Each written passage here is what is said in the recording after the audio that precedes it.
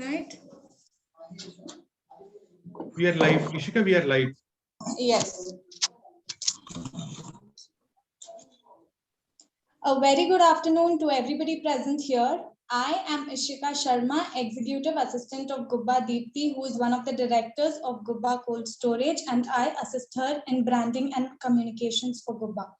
I would like to start off this webinar by wishing that everybody and their family are keeping safe during this uncertain pandemic. I know that the times are tough, but we must remember that we are all together in this battle against COVID, and we surely will win. Moving forward, I would like to extend our heartfelt thanks to Darda Consultancy for collaborating with us in this much needed awareness about production linked incentive scheme, also known as PLI scheme for the Indian pharmaceutical sector. We have been preparing for this event since a week now, such that we have maximum people benefit from this. We hope everyone who is participating today is extremely enlightened. Now, presenting to you all CEO of Gubba Cold Storage, Gubba Kiran, who is going to brief us about Gubba Cold Storage, which is one of the most esteemed organizations for seed, food, and pharma. Please come forward and let us know more about Gubba Cold Storage. Thank you, Ishika. Thank you for being Chris. And in fact, I was supposed to get an opportunity to speak at 4:05, but you have given an opportunity at 4:01. That's 4 minutes ahead of time. That's pretty good. Generally we keep seeing people, I mean, rather webinars are late by 5 minutes or 10 minutes, idhar udhar, but I mean, you are much ahead of time. Thank you. Good job. And I'm just waiting, like, I mean, we are 19 now, so maybe another 2-3 minutes if we can wait, and maybe add another, I mean, few people, such that they will not miss out on the core of the webinar. Sure. In fact, I think more, I mean, maybe few of you might be getting our Gubba Pharma news. I mean, Gubba Pharma news is our weekly e-newsletter, and we have a print and e-version, Gubba Pharma e-news, which is an e-version which hits your mailbox every Wednesday post-lunch. And why our branding team, Ishika and Deepti and Naveen, who chose Wednesday, is that, I mean, generally in the midweek post-lunch, people are little relaxed, little free. And that's where you have a choice to read, or a chance to read news. And yeah, we reach close to 30,000 pharmaceutical fraternity across India and globe. And yeah, we have a print version too, where we reach out to close to 10,000 people. Yeah, that's, I mean, most of the informations of the current affairs of where what's happening in the pharmaceutical industry, and that's our branding activity, and nothing to do with our business. I think, let me go ahead, Ishika. Yep, little about Gubba.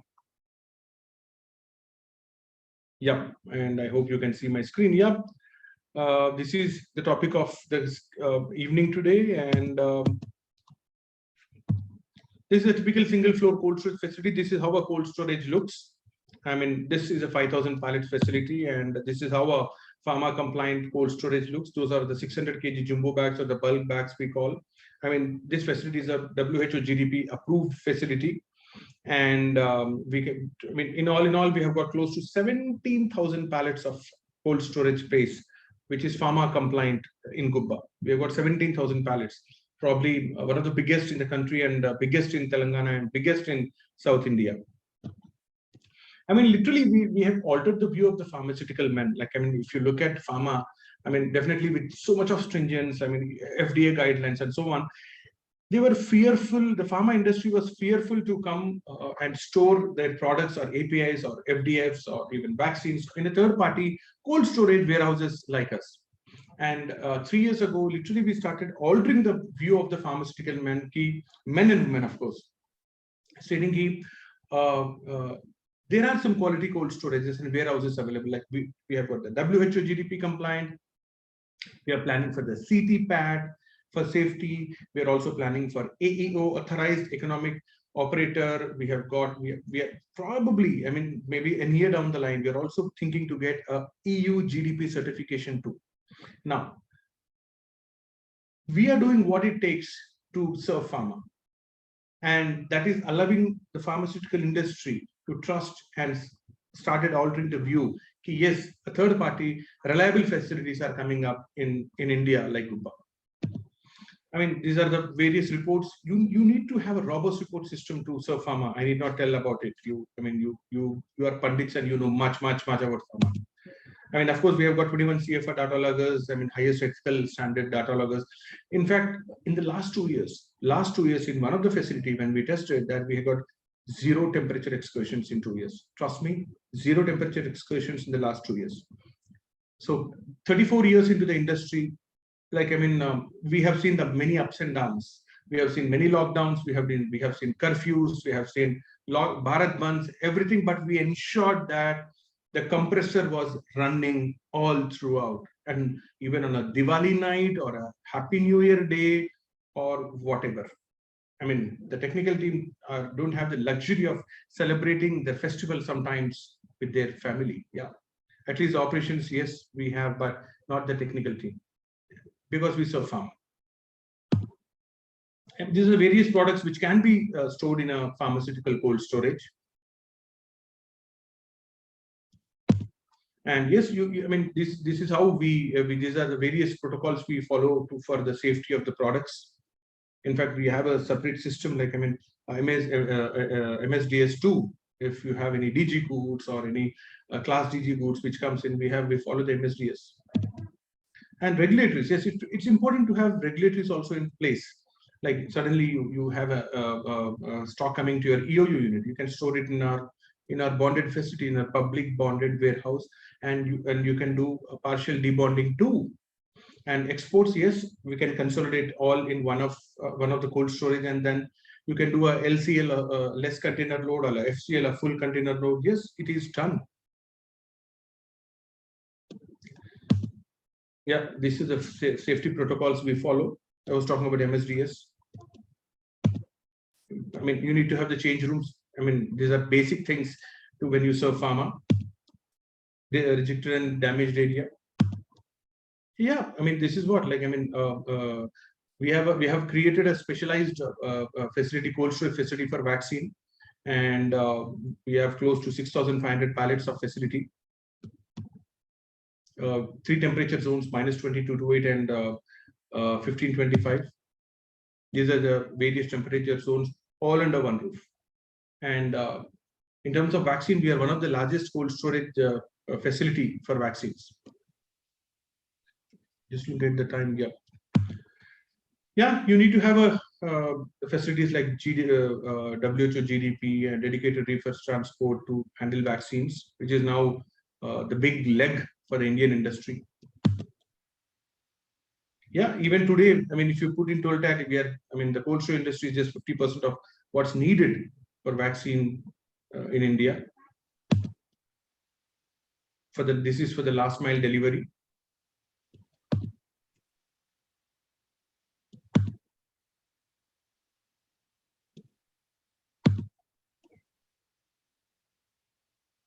Yeah, that's what I keep telling people.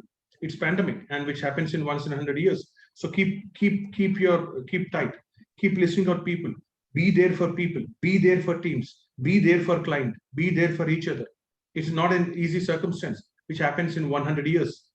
Now, you have a choice to resist coronavirus, but it's there. It's there like a shirt you wear. You can't resist wearing a shirt and going out. You have to wear a shirt and go out.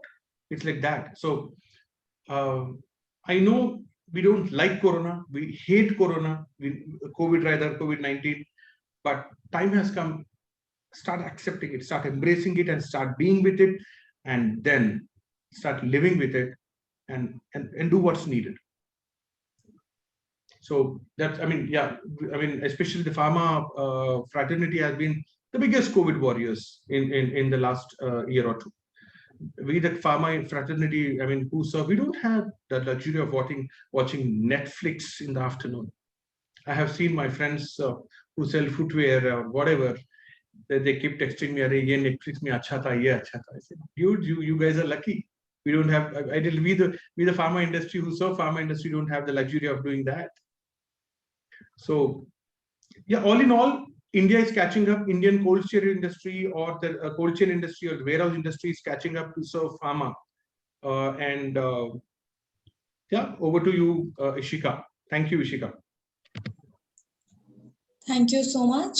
Moving forward, the most awaited session is about to begin, and I would like to welcome the man of honor, Mr. Vineet Suman, co-founder and managing partner of Darda Advisors LLP. He is also a qualified chartered accountant, company secretary, and CMA with 15 plus years of industry and consulting experience in the tax and regulatory service and leadership role.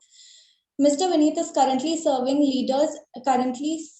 leading players in diverse industry sectors such as logistics, auto component, financial services, pharma, tech, infra and hospitality, PSU, government, and so many other sectors for addressing their concerns under tax and regulatory matters.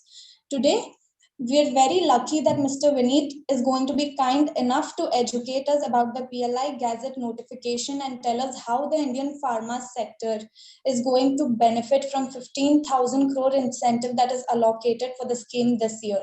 We will have Mr. Vineet speaking for the next 1.5 hours, after which we will move ahead with Q&A session at 5:30, and all your queries will be addressed during that session. Without any further ado, over to you, Mr. Vineet. Let's begin. Thanks, Ishika, for your kind words. And can you allow me to share my screen? Yes, sure.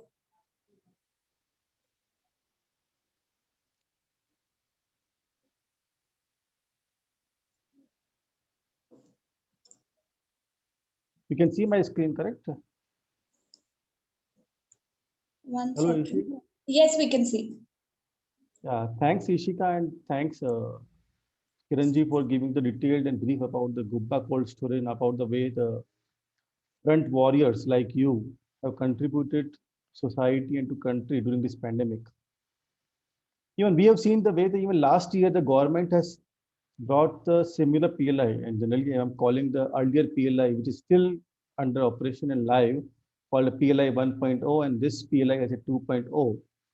And we need to look into it how the way the both PLI works and operate, and who can apply for the scheme and what are the benefits. Yes, today we are all came together to discuss about that. And I will take you about the brief on the pharma industry current trends, which are relevant also why this new PLI came into picture. What we have seen in the PLI 1.0, what are the key hurdles or key opportunities which still lie or people had the concerns. On the PLI 2.0, which is expanded scheme for the pharmaceuticals, we are going to discuss about the key aspect of eligibility, how the incentive will be given, to whom it will be provided, for how many years, date, and what are the key conditions to be looked into. Being the both PLI are the merit come bidding process, yes, we need to understand whether anyone is falling under eligible condition or not. We will also discuss how the with earlier PLI 1.0 versus PLI 2.0 works through. And then we will take all Q&A, whether by end of this session. In case you believe you would like to discuss later, also you can drop a mail to me or Ishika on that. Yes, the way even Mr. Kiran mentioned, the way the logistics, the backend supply chain is contributing to India. Earlier, like any company will not prefer to have the goods at the third party warehouse, but it's happening. It means through the outsourcing and through the other way, the Indian pharmaceutical industry is growing. And yes, we are the third largest in terms of volume, but 14th in terms of value. And that's why this PLI 2.0 or PLI 1.4 came into picture. We are contributing around 3.5% of total drugs requirement globally. It's very good to know. And we are exporting 200 countries. However, if you see, we are exporting a low value generic drugs or API, KSM, DI. And still the patented drugs or special drugs or OTC and certain other parts, still we are importing. That's the way the concern came, and the Department of Pharmaceutical, which is part of Ministry of Chemicals and Fertilizer, brought this scheme into picture. Even if you ask me, this requirement was from last 15 years. And in the UPA one regime itself, the plan was to bring the scheme. But the pandemic, the COVID-19 situation, and the dispute with the neighbor has brought the current government to really put this into life. And today, that's why we see able to number of schemes going on exclusively only for the DOP. Our numbers are looking very high, like 64 billion by 2024. Very good to know. We have the highest number of US Food and Drugs Administration approved plants and 44% of the global ANDA. R&D, which is also a major aspect which government has looked into by deciding the scheme, because that way directly and indirectly this industry is contributing 2.7 million employment contribution, but still we are lagging behind in the R&D part.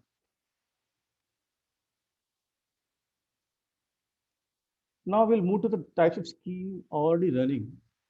And if you see the first four schemes are live in limited way, has a number of approvals already provided, like in PLI 1.0, around 47 approvals already given, but for certain products, they've again reopened the bidding because certain people surrendered their approvals or they did not get the adequate applicants to apply for it.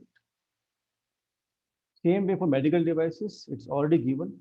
For some certain products, they have again reopened it, and the last date for both is 28 July 2020. For bulk drugs park and medical device park, again, we're going to be a good infra support. They, the government has already in a discussion with number of states who would like to have such parks setting up their place. The new scheme, which we are going to discuss today, is a PLI 2.0. Is going to cover the expanded pharmaceutical products, including API, KSM, DI, various drugs, and IVD, in vitro diagnostic devices. If you ask me the total incentive which DOP is going to allocate to industry stakeholders, around $4 to $5 billion, around 30,000 crores incentive to be provided. Now we need to look into it how the way it spread to all the people at a maximum level, or it limited to the limited players who are the big players or are the upper medium players. If you see the PLI 1.0, the scheme was notified in March 20. The guidelines were issued in July 20. When the guidelines were issued, industry were not interested or having lukewarm response. There were so many conditions they have attached. And the major condition was a minimum investment to be made in all sales. A turnover for getting the incentive under PLI 1.0 is only for domestic sector. Government understood the requirement of industry. They amended the guidelines in October 20 by removing the investment criteria, and the sales can be export, domestic to SEG and others. Total incentive to be allocated is around 6,940 crores, a big amount. Total approvals are based on the four segments of product, total 41 API, KSM, DI. Plan was to give approval of 136 projects. However, approvals given only 47. And still there are a number of regions which are not unaware of, but the main region what we understand is the person who had done a bidding, he bidded for the complete capacity. So no capacity left, so they did not give approval balance.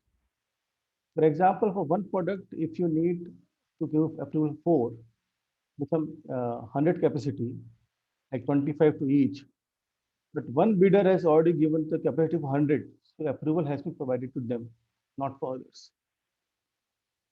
So still the clarity and the confusion still prevails.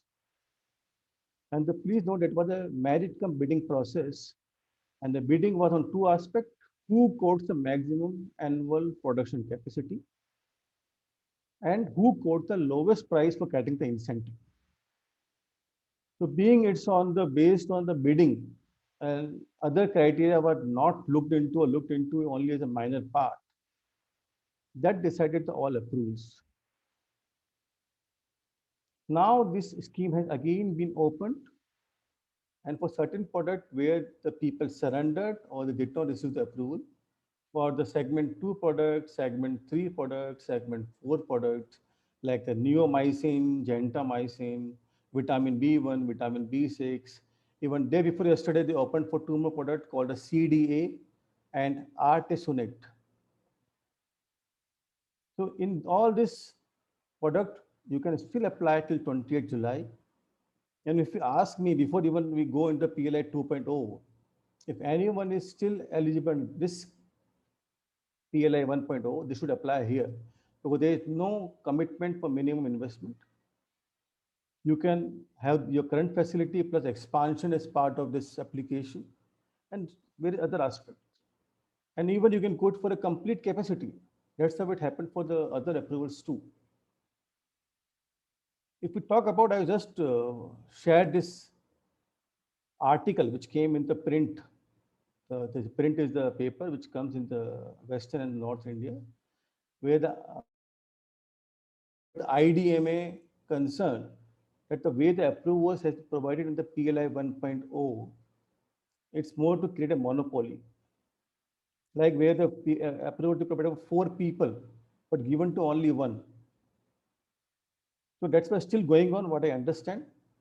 And the both schemes are live now.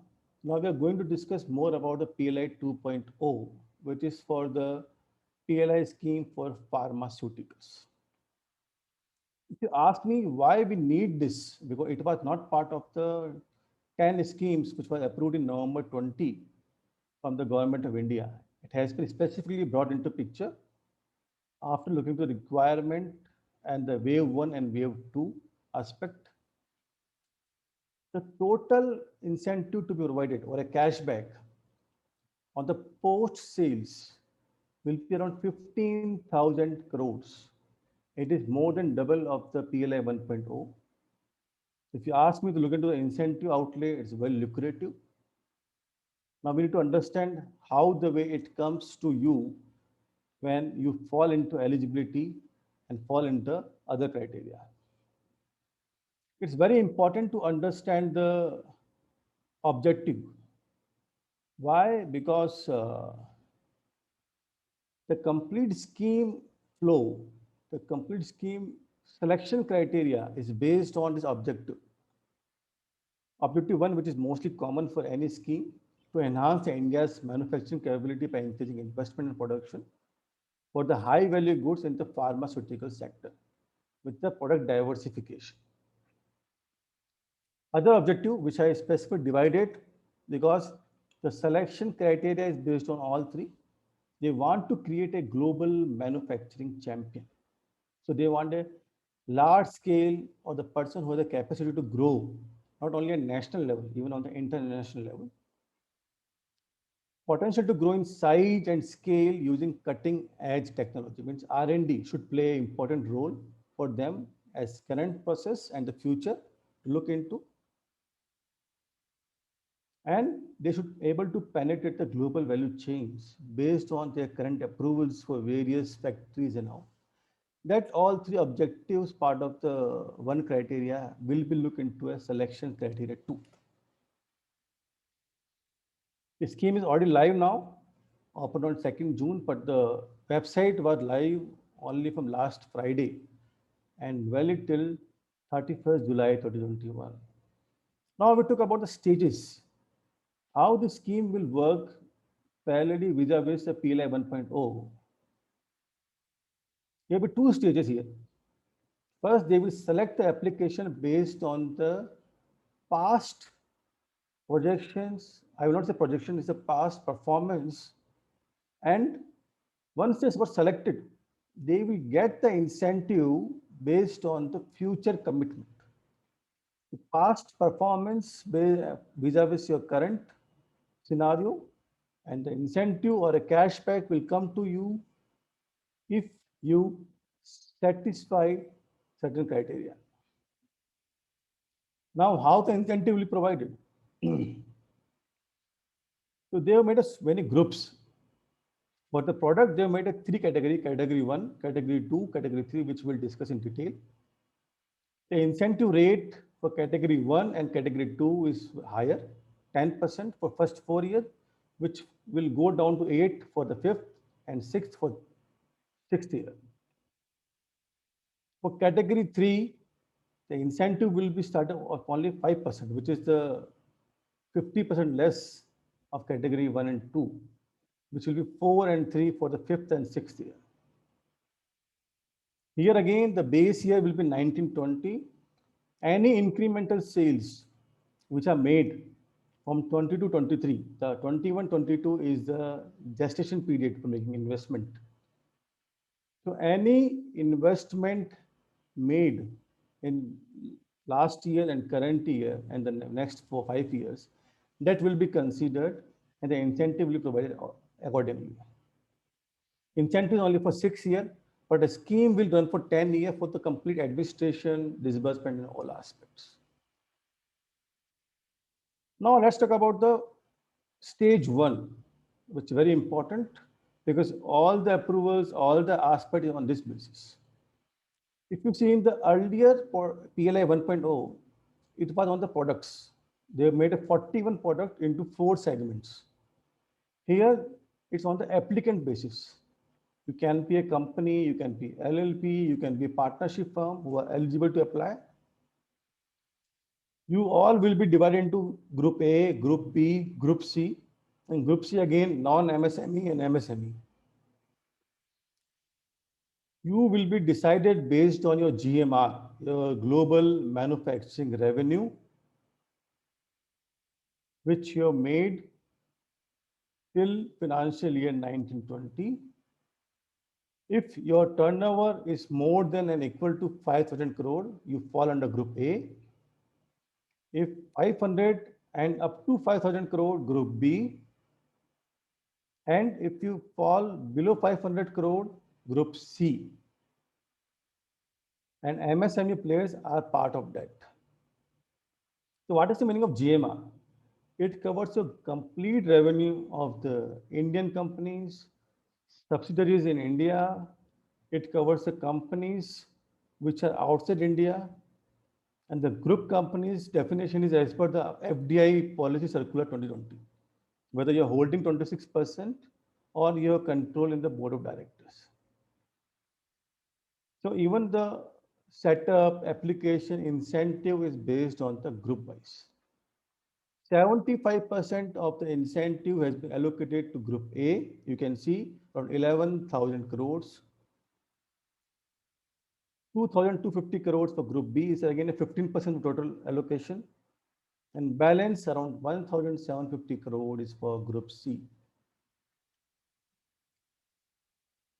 And if you see this table, especially in the third column, total approvals to be provided has around 55, out of which 11 will be provided only for Group A, and 4 will be for foreign MNC and 7 for the Indian MNCs. Your turnover limit is around 5,000 crores.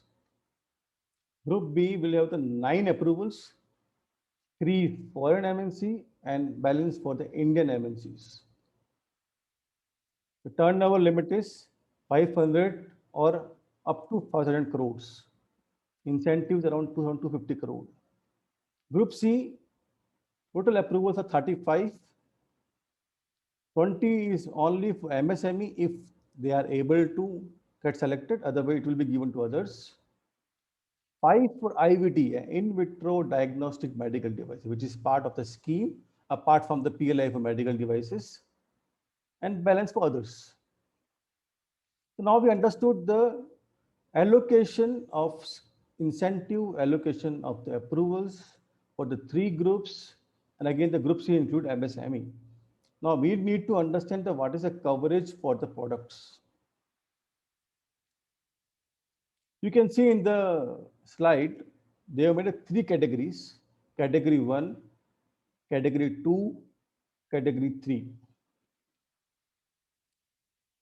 Even I just read the news, even the nutraceutical products are also covered. It means first time, even the prevention healthcare stream has also been covered under the PLI.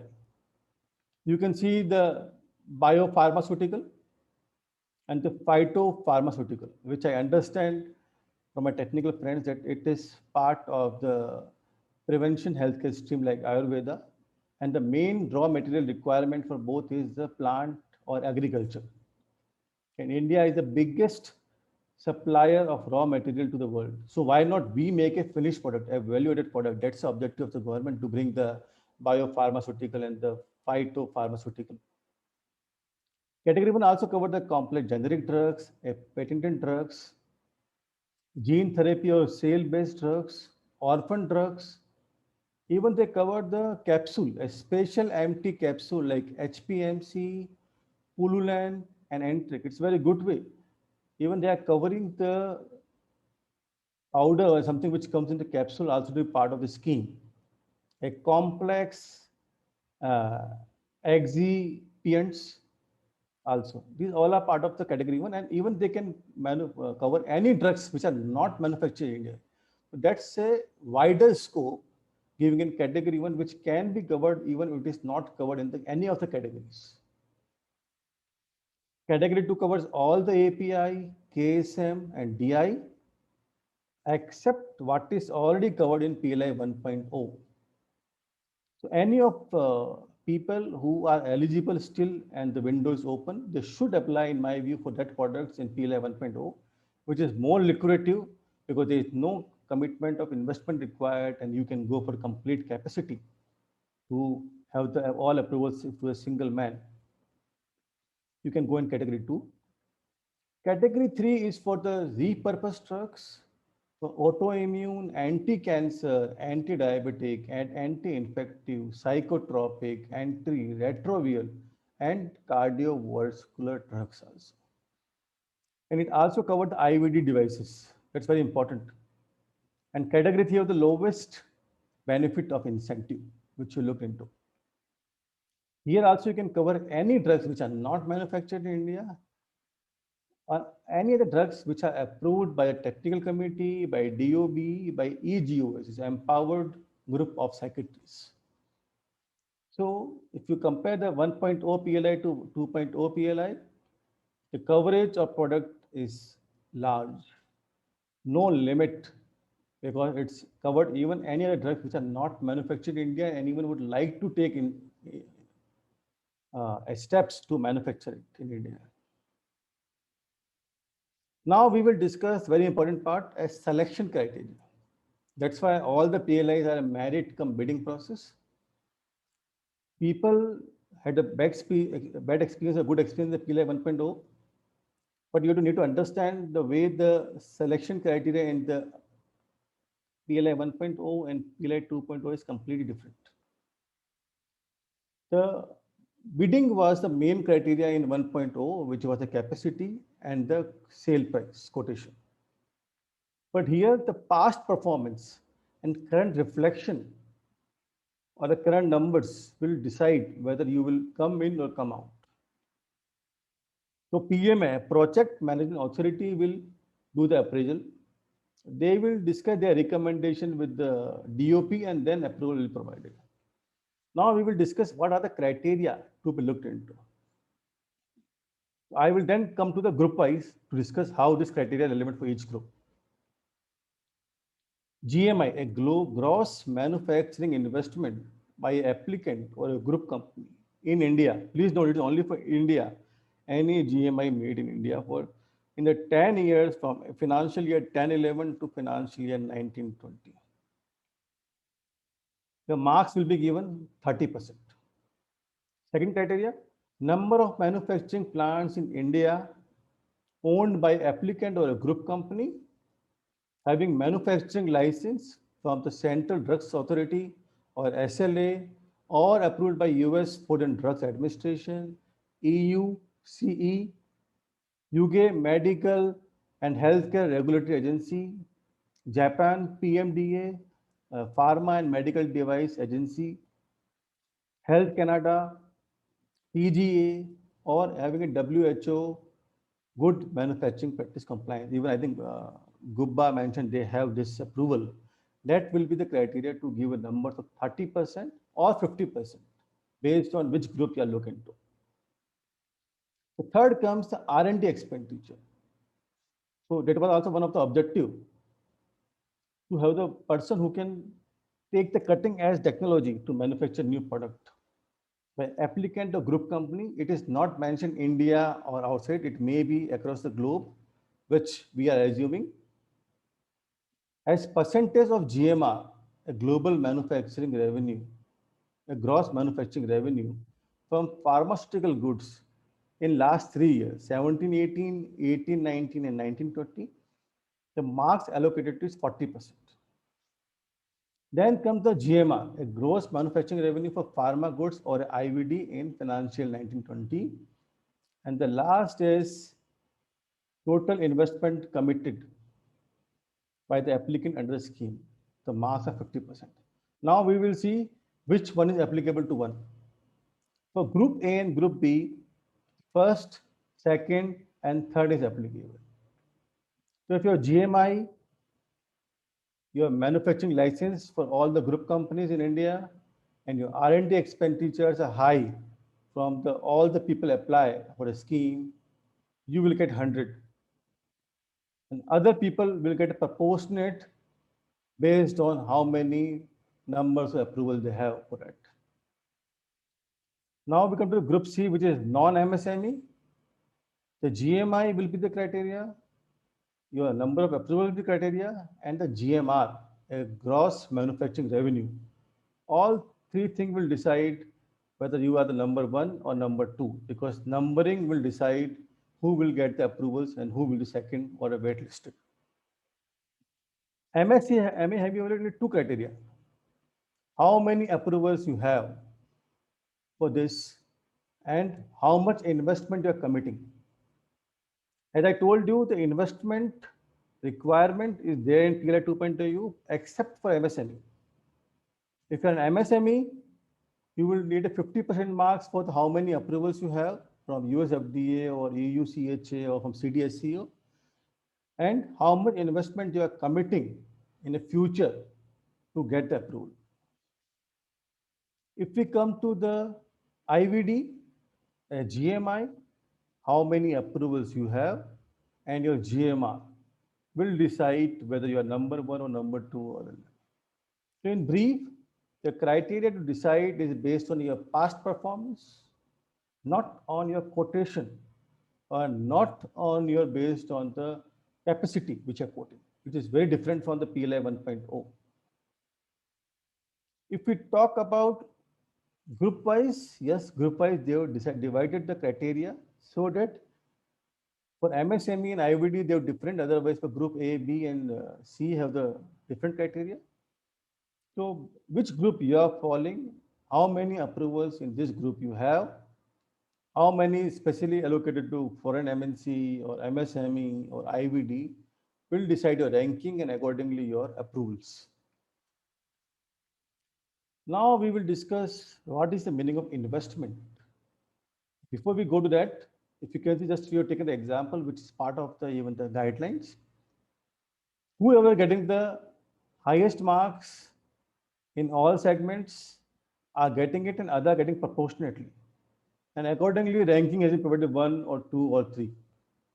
Even in applicant X and Y, difference is only 0.67, but ranking has been changed.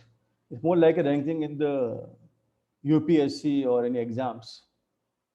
Like even exams are not happening for 12th. Last 3-year marks will be taken for the purpose of that. I think same way, I think this PLI 2.0 has considered it. So now question comes, if two people are on the same numbers, how will you decide which and one is good? Should be one, which should be second or third or fourth, blah, blah.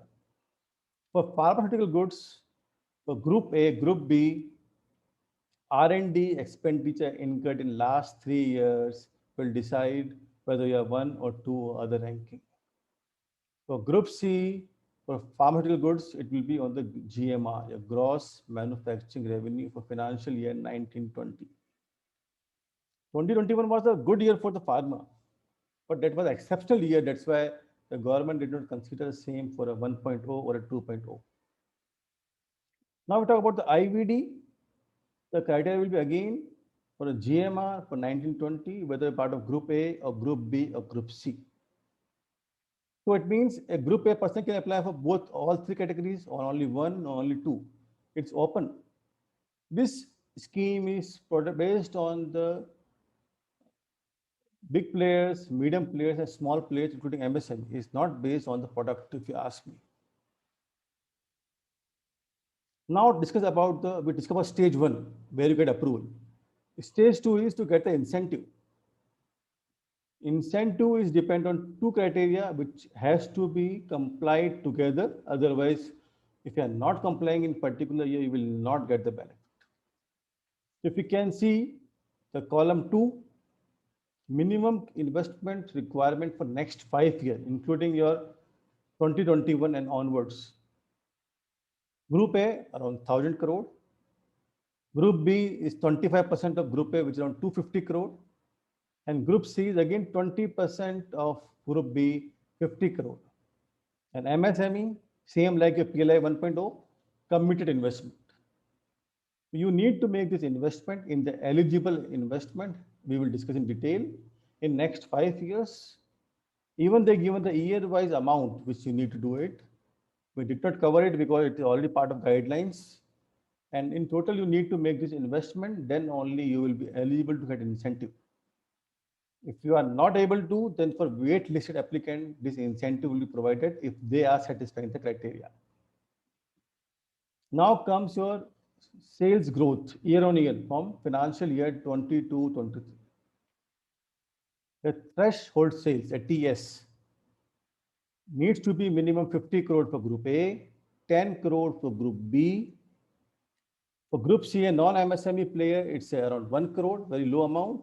And for MSME, around 50 lakh. For eligible product, it cannot cover any other sales. It will cover only the eligible product sales made in the financial year 2023. And for next years onwards, you need to make year-on-year growth of 7%. Even I think government is assuming the economy will grow at 7% after this year. So this year will be exception. But that's the same expectation I think is from the industry to get the incentive under PLI 2.2. Now talk about the meaning of investment. If you ask me, the definition is more a replica of the PLI 1.0, apart from addition to motivate people to cover a number of other aspects. But for the purpose of understanding, I will just read it for all people understanding. It covers your only new equipments, plant or machinery is eligible. It can be outright purchase, it can be a financial lease as per the AS 19. It cannot be operating lease. Please remember. It covers your associated utilities maximum of 20% of plant and machinery. And it's an extensive list. Covered your clean room, cold chain, infrastructure, air curtains, temperature and air quality, control system, and blah, blah. Also covers the ETP, incinerators, tanks, treatment supplies, sewerage, solvent, gases, solid waste plant, storage tanks, even LPG storage tanks, warehousing, electricity lines, power generation facility, communication lines too. And you can cover all your incidental expenditure like packaging, freight, transport, insurance, and EPC, erection commissioning also. It also covers any R&D and a product development, including clinical trial in India. It also covers the building along with the associated infrastructure for the purpose of new plant and machinery where you are installing, not for the complete building. If you're taking any IP from the other party, TOT, a transfer agreement, is also allowed whatever amount you're paying it in the next 5 years or 6 years. Any expenditure increase, very good one to cover both in India and other countries because most of the Indian pharma are involved in exports to US, European Union, Canada, where you have the US FDA or ANDA or EUC and other approvals. So whatever amount you're incurring for the renewable charges, bioavailability, bioequivalence studies, plant inspection charges, and patent filing, any WHO pre-qualification charges for the purpose of IVD is also covered. Extensive list, and it's good to cover all this part. Now understand what is covered, what is not covered. So whatever investment you're going to make in all these eligible categories, from 1st April 20 up to next 5 years, it will be covered. Your past investment is also covered. Any basic custom duty or health cess or any other non-creditable taxes, which already would have made the list for the road tax purpose. Because road tax is going to be announced. It is mainly for the non-creditable taxes, which government is going to refund. That will also be part of this expenditure. And it's very extensive list. Please do not make it restricted to only B, C, D, and the health cess. Any expenditure into land will not be covered. I remember the land was covered for only one scheme, which was for Ministry of Electronics and IT, METI, under the erstwhile scheme called MSIPS. It was mainly for electronics. After that, no central government scheme has covered the land value. I think maybe the land prices are increasing, that's why. As I told you, no second-hand refurbished machinery will be included. That is covered there also. You need to capitalize all this except R&D or a product registration charges, which can be revenue or capital based on your plan. Please note, any investment made for the PLI 1.0 or any other PLI scheme shall not be considered as part of this investment. So that is very important to know. And also, the plant, machinery, equipment can be used for any other pharmaceutical goods which you need to give year-on-year declaration to the SIDBI, who is now the PMA, and DOP. Then only they will decide whether it is to be considered or not. It's only declaration, it's not approval. Now we have seen this stage 1 where we are selected based on group A, group B, group C. For category 1, category 2, category 3 products. We have also seen what is the selection criteria and how many approvals they will provide. What is the meaning of stage 2 where I need to make a minimum investment and minimum sales to get this benefit. So now question comes, how the benefit will be given? No change, same formula, same aspect from PLI 1.0. Rates are different. In the erstwhile PLI, the rate was 20% starting. We are starting from 10% for the category 1 and 2, and category 3 is 5, then reduced to 4 and 3. Now comes in case any company who are not able to satisfy this criteria, so stage 2, they need to share this benefit of their with others because they cannot take this benefit in that year and also they cannot accumulate in next year. So whatever allocated to them on year based on projections, that will be fixed. It cannot be changed.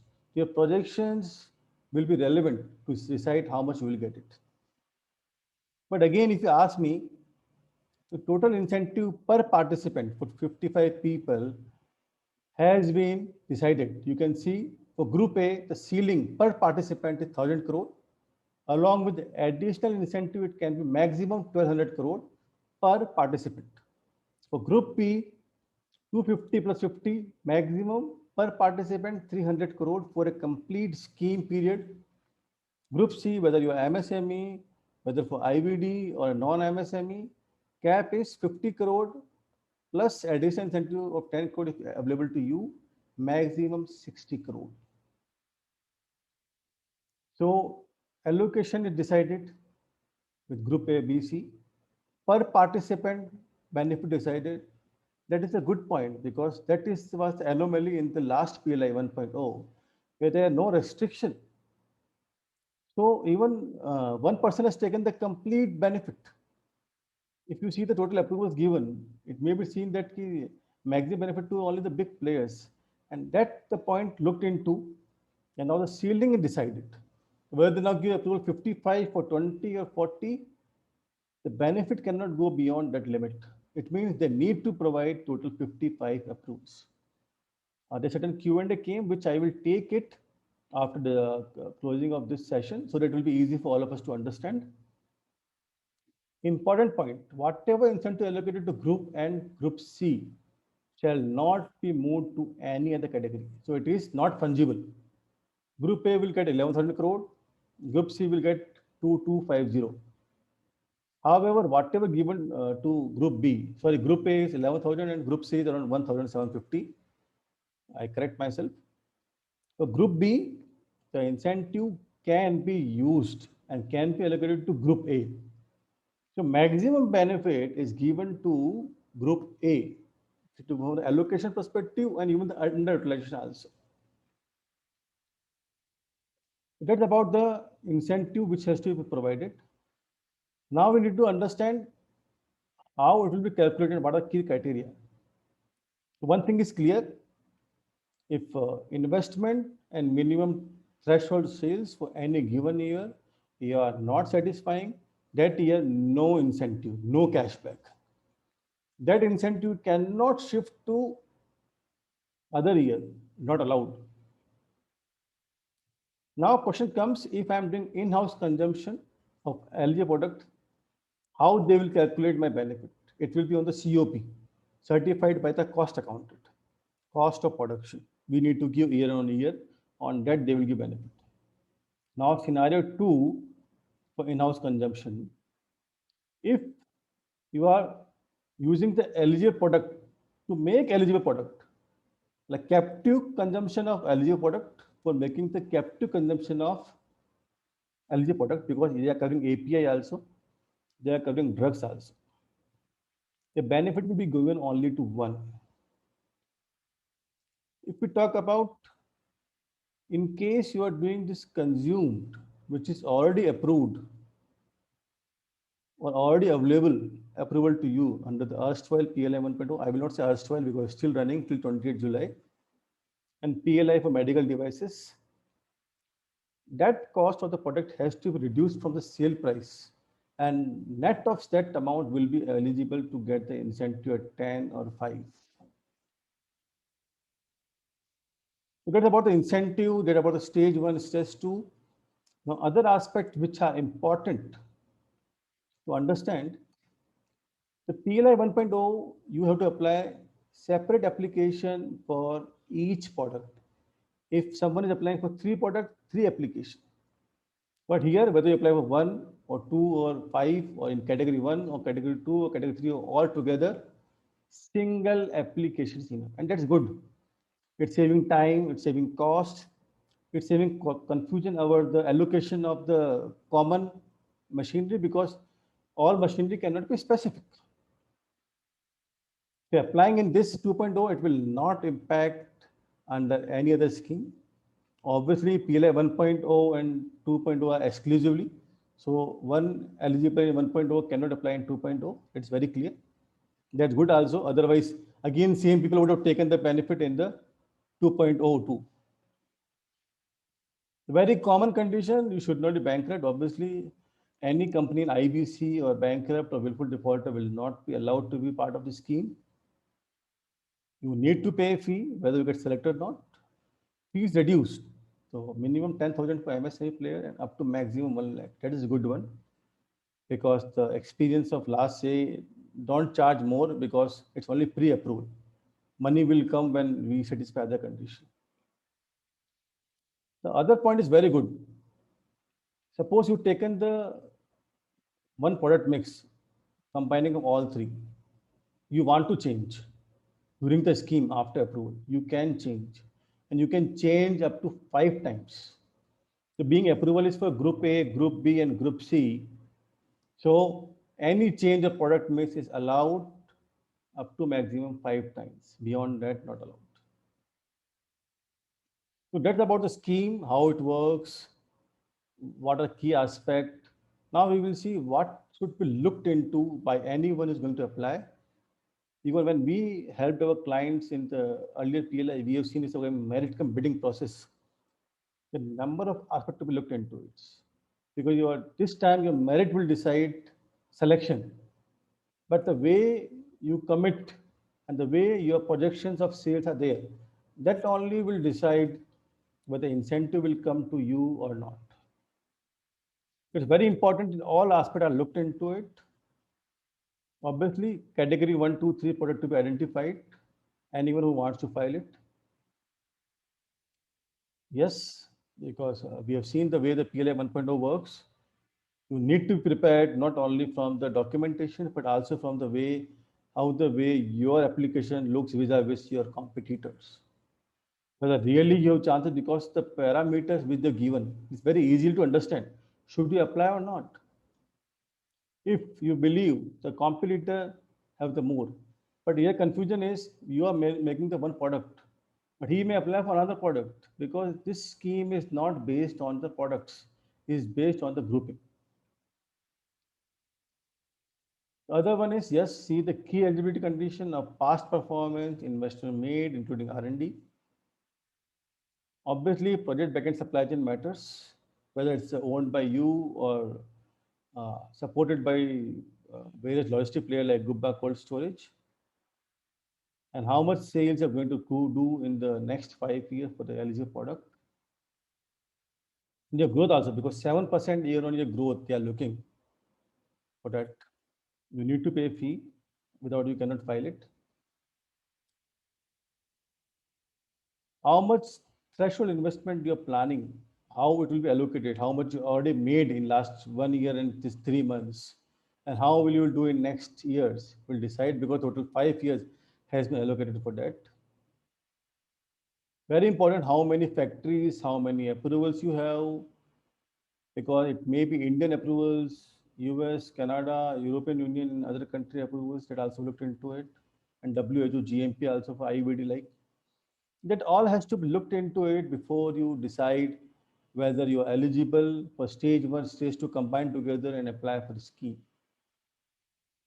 I told you last week the scheme website is live. Now they moved from IFCI to SIDBI, even I don't know why, but yes, now the new PMA is SIDBI for this scheme, which will act as a PMA, project management authority, for approvals and further part. Talk about disbursement. Yes, it is the thing which comes only you get approval.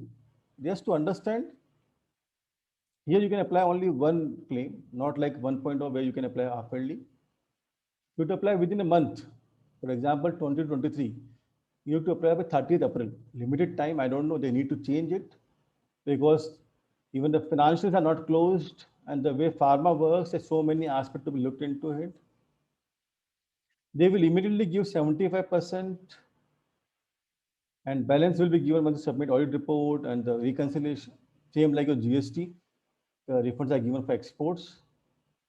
They are committing 60 days from date of receipt of application. What is the meaning of receipt? We don't know, because they say completeness of the application has to be looked into it. You need to file a quarterly review report, quarterly within 30 days from the end of quarter to get the incentive. And we took about, yes, it's a process which you can see on the screen. Apply to PMA by 31st July. They will check completeness. If not, they will inform you to make changes. After that, they will give the unique ID. They will give recommendation to DOP. Earlier, they were giving recommendation to EC, Empowerment Committee, now directed to DOP. After approval from EC, PO issue approval letter. You need to give bank guarantee. Bank guarantee amount is very low. If you ask me, compared to PLI 1.0, then you need to submit a yearly claim for disbursement if you're satisfying the condition. If you are not, still you file it, you need to pay back this amount with a 3-year average PCLR rate back to the government. And if everything goes well, you will get the money back from the government. And for stage 1, stage 2 approval, as a pre-approval, they are telling it will be issued within 90 days from the date of closure of the window. We are looking for October end before Diwali. You will have the approval in hand if you are satisfying all the conditions. So now we need to just understand, we have a comparison chart on each aspect for the PLI 1.0 and 2.0. Yes, coverage is wider, it's covering various drugs, natural pharmaceutical products, in vitro diagnostic devices, even the special capsules. Approval is a product basis, there were entity basis. You need to make the multiple application in 1.0, but not in the 2.0. It's very good movement. Incentive is just double compared to both scheme. Rate of incentive is reduced from 20 to 10, from 5 to 3, which is lowest rate. Approvals in 1.0 are around 136, but due to this bidding process, they give only 47. In 2.0 being the maximum incentive is allocated. So looks like 55 approvals will be provided. There will not be any change. 4 categories patient product. Here only 3 categories, 1, 2, 3 here, first, second, third, fourth. Segment of 4 here covering 41 products, only 3 groups A, B, C on the basis of turnover, which is a GMR, global manufacturing revenue. Incentive is same, no change there. Years are the same. PM has been changed. I don't know why. Maybe because of the query raised by the IDM and other players. That may be the reason to change this one. Others, they were looking net worth also, minimum 30%. No such criteria in 2.0. That's very good. Investment requirement changed in the PLI 1.0 from the minimum to committed. Here, minimum is required except MSME. Again, plan to be looked into by every person who wants to go for that scheme. Gestation period about 2 years for chemical and non-chemical. Here only 1 year. Bank guarantee drastically reduced. Earlier 1%, now only 5 lakhs to 1 crore. It's very good part because why you need a bank guarantee when you are going through all the criteria and you are not taking even the IBC companies or defaulters. The earlier evaluation criteria was completely based on bidding, how much you quote lowest price and how much you quote maximum capacity.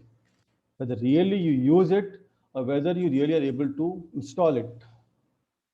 You will get the approval if 2 are within your control. Here, everything on past. You cannot change it. So if you ask me, it's already pre-agreed approvals where they know which players will have the maximum. But R&D will be the decision factor, or a manufacturing revenue or a committed investment for MSME will decide how the ball change after approvals. So we as a tax and regulatory consultant, yes, we are regularly putting our knowledge sharing and all on various aspects. Even last year we done the PLI webinar with Gubba, and we have shared our experience and all, and we have also helped our clients for this process in PLI 1.0. Also, for this scheme, we have written the article which you can access on our portal too. Yeah, it's a process because it's a big investment, big incentive. There are so many tax and regulatory approvals. You need to make a document, you need to make a detailed project report, projections, other estimate approvals. It's to be have the project team who should deliver on that. Then only it can be delivered within time, because last date is 31st July. And that's all from my side. I will request Ishika now to start the Q&A, and accordingly further we can look into it. Okay, great. So to all the participants that want to address anything, please have your query in the Q&A session in the chat box, and Mr. Vineet shall answer. There's one already. Yeah, I will just read it. Yeah, maybe you can read it, Ishika. I can respond then. Okay, sure. Hi, sir. If we are in Group C MSME, so we need investment of 50 CR, or what is mean of over 5 years, and how much growth yearly we need? Pushpakanji, thanks for your query, and being you an MSME player. At stage 2, you need to commit investment. You do not have any restriction of 50 crore. Whatever amount you commit, same like a PLI 1.0 process, you will have the eligibility in this part. So you need to make this committed investment in next 5 years. Now we talk about the sales. Yes, it's applicable to you. So first year you need to make, which is financial year 2023, you need to make sale of 50 lakhs minimum of the eligible product. And year on year for next 5 years, you should have minimum 7% growth. Then only incentive will be released to you. Please note it's only a pre-approval and it is not a incentive given to you. Right. Shall we move forward? Sure. This is from Mr. Sunil Mundra. Does scheme specify number of companies to be selected under each category or for product? Mundaji, has been mentioned, it is completely based on stage 1, which have divided applicant based on the revenue. It is not a product. For example, if you're applying for category 1, category 2, category 3 products, but you're falling under group C, so whatever 35 applicants approval, that will be relevant to you. You can apply for any product, and being they are putting other drugs as approved, other drugs not manufactured in India, you can include any product even which is not part of category 1 or category 2 to be part. Hope I have given answer to your query. Yes. Somebody else who would like to raise any sort of query? Somebody who wants, yeah. From Mr. Pushpakant, we are in group C, so can R&D units give us weightage in our application? So, Pushpakanji, in group C, the criteria is based on the committed investment, your manufacturing revenue in the financial 1920, and how many approvals. So that will decide. Maybe I will just go back to the selection criteria. It will be easy for all of us to understand what is relevant to you because you are in the group C, MSME. So you are in group C, MSME. For you, sorry, the two only criteria: how much investment you are committing it, and how many approvals you have for the factories. So it will give the weightage of 50-50. So what R&D you done or not, it will be the additional criteria not relevant now. Only two criteria will be looked into whether you are into or out of the approval.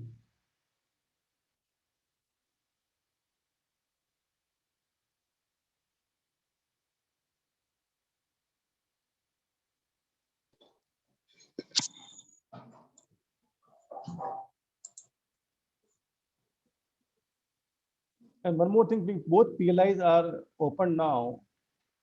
1.0 is for 28th July and PLI 2.0 is 31st July. Both are going parallelly. If anyone is applying for both, they need to look into a plan accordingly for that.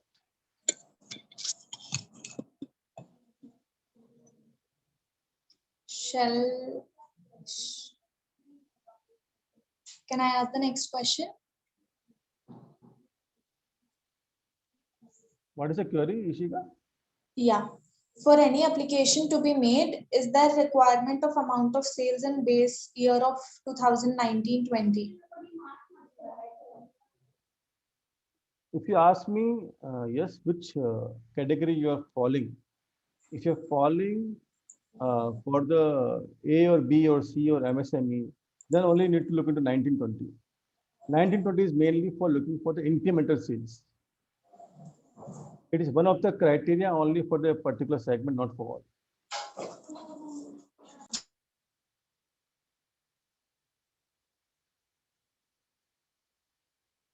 So for category C MSME, criteria is only your approvals and committed investment.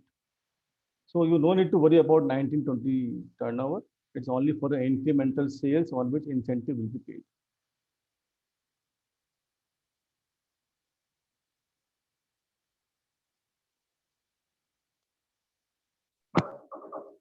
Anybody else?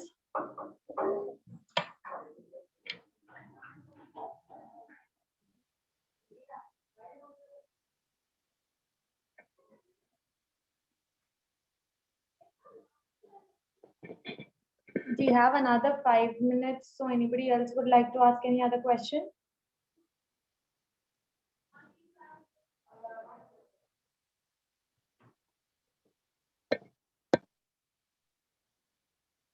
Even Ishika, if any people have queries, even they can drop mail to you or me. If we are not Yeah. able to answer in this session, we will be happy to give a response or email or a call also. Yeah, sure. So anybody can leave their query either to me or Mr. Vineet sir, and sir shall answer them and we'll mail you. Anything else you would like to discuss, sir? Since we got 5 minutes.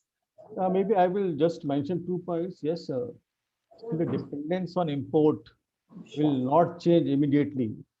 It's very important that in case anyone who is applying for the scheme and going to make a huge investment, the way it mentioned in the scheme, you should also look into, even Mr. Kiran mentioned, they are AAU approved facility. You should apply for an authorized economic operator. I will prefer tier 2 because there are 3 tiers, tier 1, tier 2, tier 3. Tier 2 gives the maximum incentive, then you can move to tier 3. Because it will not, it's not an Indian approval, it's a global approval and it will help you in the complete supply chain. In India, I have signed some MRA, a mutual recognition agreement around 26 countries.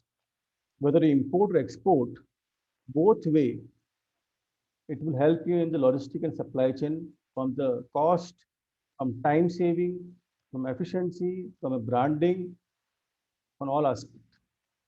And second thing I will put specifically on the bonded manufacturing warehouse, which is very old scheme, nothing new, but from October 2019, the scheme has been revamped. Looking to the way the Singapore or Thailand has grown on such similar schemes, government has given various huge benefits, especially now this import of goods at concessional rate. Even if you don't have any facility, you can manufacture in India through job worker. All types of schemes and I would help you to reduce your cost on supply chain and the tax component. So that's very important when anyone is doing expansion or new facility or through new SPV they are putting and applying under this scheme.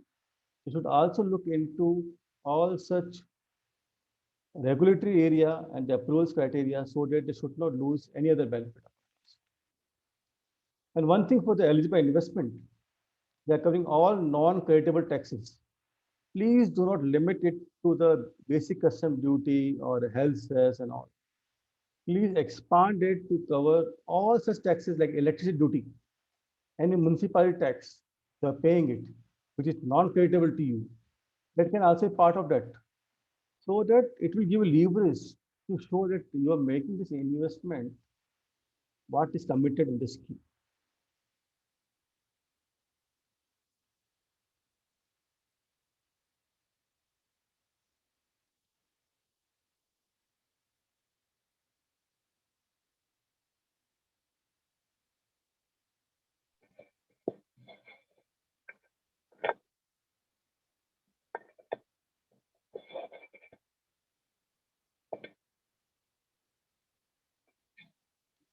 Ashika, any other query or any point? Not yet, sir.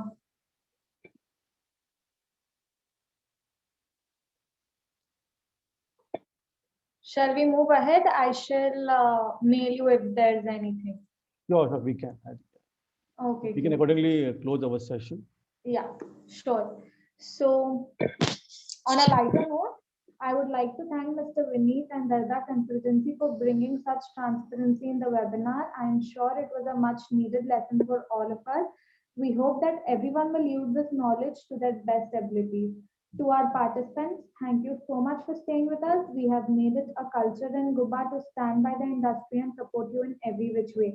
We promise to bring such informative webinars to you very often. Post the webinar, I will be mailing each of you a feedback form. Would be great if you could spare 5 minutes and fill the feedback form such that we can serve you better. Thanks a lot. Bye. Take care. Thanks all of you. Thanks for participating. Thanks, sir. Bye.